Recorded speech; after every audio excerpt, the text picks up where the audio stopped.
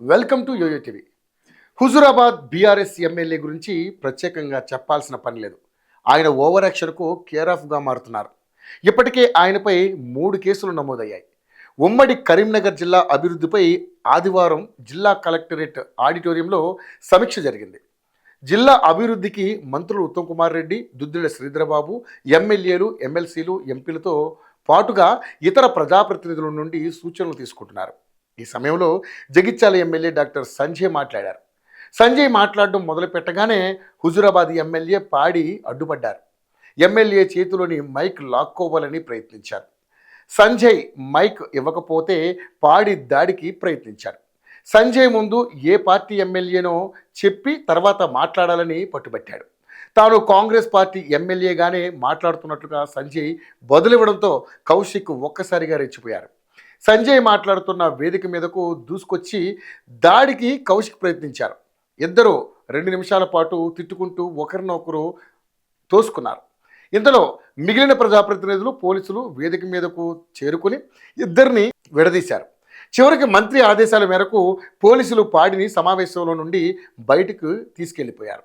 Doctor Sanjay వెంటనే రాజీనామా చేసి ఉప ఎన్నికకు సిద్ధమవ్వాలంటూ పాడి పదే పదే ఛాలెంజ్ చేయడం గమనార్హం. సంజయ్ రాజీనామా చేస్తే తాను కూడా ఎమ్మెల్యేగా రాజీనామా చేస్తానని పాడి గట్టిగా అరిచి చెప్పారు.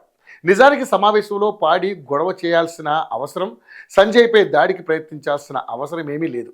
అచ్చంగా సమావేశంలో గొడవ చేసి మీడియా అటెన్షన్ కోసమే పాడి గొడవ చేసినట్లుగా అర్థమైపోతుంది. డాక్టర్ సంజయ్ 2023 ఎన్నికల్లో జగిత్యాలలో బీఆర్ఎస్ తరపున గెలిచారు. తర్వాత మారిన పరిస్థితుల్లో కాంగ్రెస్తో చేతులు కలిపారు. అప్పటి నుంచి సంజయ్ను పాడి టార్గెట్ చేస్తున్నారు. ఇద్దరు ఉమ్మడి కరీంనగర్ జిల్లా ఎమ్మెల్యేలే కాబట్టి జిల్లా స్థాయిలో ఏ సమావేశం జరిగినా పాడి ఇలాగే సంజయ్ రాజీనామా కోసం గొడవ చేస్తున్నారు. ఒక పార్టీ తరపున గెలిచిన ఎమ్మెల్యేలు, ఎంపీలు తర్వాత మరో పార్టీలో ఫిరాయించడం సాధారణమైపోయింది. కాబట్టి సంజయ్ ఫిరాయింపు విషయంలో పాడి ఇంతలా గోల చేయాల్సిన అవసరం ఏమీ లేదు. ఎందుకంటే బీఆర్ఎస్ హయాంలో కేసీఆర్ యథేచ్ఛగా ఫిరాయింపులకు పాల్పడిన విషయం అందరికీ గుర్తుండే ఉంటుంది. ముఖ్యమంత్రిగా ఉన్న 10 ఏళ్లలో కాంగ్రెస్, టీడీపీ నుండి 18 మంది ఎమ్మెల్యేలు, 23 మంది ఎమ్మెల్సీలను, 4 ఎంపీలను కేసీఆర్ బీఆర్ఎస్లోకి లాక్కున్న విషయం అందరికీ తెలిసిందే. ఈ విషయం కౌశిక్ రెడ్డికి కూడా బాగా తెలుసు. అప్పట్లో అధికారంలో ఉన్నప్పుడు కేసీఆర్ ఏదైతే చేశారో ఇప్పుడు రేవంత్ రెడ్డి కూడా అదే చేస్తున్నారు. కేసీఆర్ ఫిరాయింపుల రాజకీయానికి రేవంత్ కూడా ఫిరాయింపులతోనే సమాధానం చెబుతున్నారు.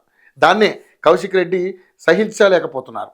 నిజానికి కౌశిక్ కూడా 2023 ఎన్నికలకు ముందు వరకు కాంగ్రెస్లోనే ఉండేవారు. టికెట్ హామీతోనో ఇంకేదో కారణాలతోనో బీఆర్ఎస్లో చేరారు.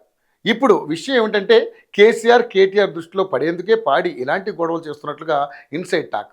ఆ మధ్య షేర్లింగంపల్లి ఎమ్మెల్యే అరిగేపూడి గాంధీ విషయంలో కూడా ఇలాంటి గొడవే చేశాడు.